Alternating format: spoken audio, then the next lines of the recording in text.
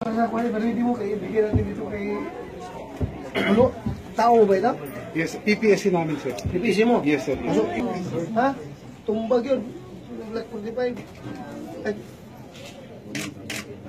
Ay, dito pala. Bay, ay, mali pala ako. Yung pinipirmahan ko yung pala sa awardee. Dito pala ako dapat magpirma. Dito. Papirma ka lang? Kailangan, pag meron kayo ito, hindi ka na matatalo, ha? Panalo ka palagi, boom! Ikaw makauna doon sa kalaban, ha? Ha? Juan, para... Magpagaling ka, ha? Magpagaling ka. Magpagaling ka.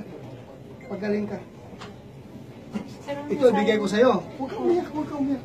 Huwag ka umiyak. Huwag ka umiyak. Relax lang, relax lang. Huwag ka umiyak. Ikuha mo ito. Sa'yo ko ito ibigay. Yes, sir. Yes, sir. Ako na po sa Sa pili ni mo na ako ibigay, hatag kay para siya na magkuha doon sa Davao. Tapos siya, hatag niya sa imo, ha? Gwapo niya, 45 niya siya. Black 30. Relax lang. Ha? Relax lang. Pupayag kayo. Ano gusto mo sabihin kayo? Salamat. Kapag yun, kapag ikuan, meron nga kantidad. Pagtabang-tabang yung kita, ha? Okay. Pag ihatag sa mong asawa, alam mo kayo asawa? O pag mag-asawa, ay, gila. Ay, gila kayo makuha sa ulo. Siguro yung ko bisita na sa imo nga kay kibalo ko, hero ka na mo. Ikaw ang among hero. Imong gibuhis, imong kinabuhi para lang sa atong trabaho, di ba? Kung sa dapat maayo ka, kung maayo ni mo, panayon sa atong trabaho, ha? Pasalamat na sa Ginoo nga gibuhi ka niya. Salamat po, sir. Mag-ampot ta, ha? Sige. Relax lang. Salamat, sir.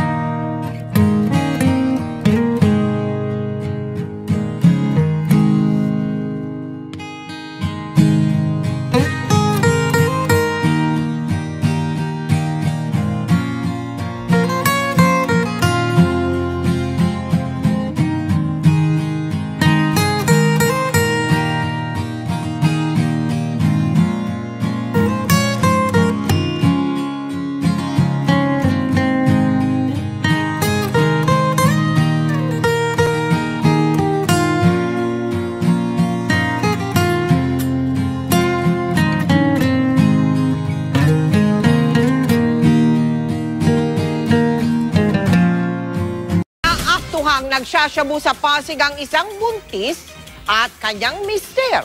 Ang panganay nilang anak ay binubugaw pa raw ng mag-asawa sa mga parokyano nila ng droga. Nakatutok si John Consulta. Sa surveillance video na ito ng NBI Anti-Illegal Drugs Division, makikita ang aktwal na pagbatak ng shabu ng mga operator at parokyano ng drug den na ito sa Barangay Pineda, Pasig City. Laking gulat ng mga ahente nang matuklasang ang isa sa mga bumabatak, ang 35 taong gulang na si Alma Castañeda na 7 buwang buntis sa kanyang pang-7 anak. Di na nakapalagang buntis na suspect at asawa na si Marcos Castañeda Jr. nang pasukin ng NBI. Sa paghahalugog sa bahay, na-recover ang 5 sachet ng shabu, lighter at iba pang drug paraphernalia. 7 months pregnant, into pregnancy, and yet gumagamit ng droga. This is rather very disturbing. Remnant daw ng grupo ng drug lord na si Amin Boratong sa Pasig ang naturang mga suspect na may nakakapanindig balahibong alok sa kanilang mga kliyente para sa kanila bumili ng droga. The daughter of this couple is being molested by some patrons of the said drug den. And that is very revolting. Mariing itinanggi ng mag-asawa ang aligasyon. Aminado naman ng babae na nagsasyabu siya. Pero hindi raw siya naniniwalang makakasama ito sa kanyang ipinagbubuntis. Ma'am, hindi ba kayo natatakot na baka maapektuhan yung baby ninyo sa paggamit niya ng droga? Hindi po, kasi hindi lang naman to ang pinagbuntis ko na ano. Magamit kayo? Pampagana lang, parang ganun. Kasi mag-asawa po, ganun. Pinag-aaralan na ng NBI kung ito-turn over sa DSWD ang anak ng mga suspect. Sentro ngayon ng follow-up operation ng NBI Anti-Illegal Drugs Division ang paghuli sa mga natirang kasamahan ng mga naarestong suspect. John Consulta, nakatutok, 24 oras.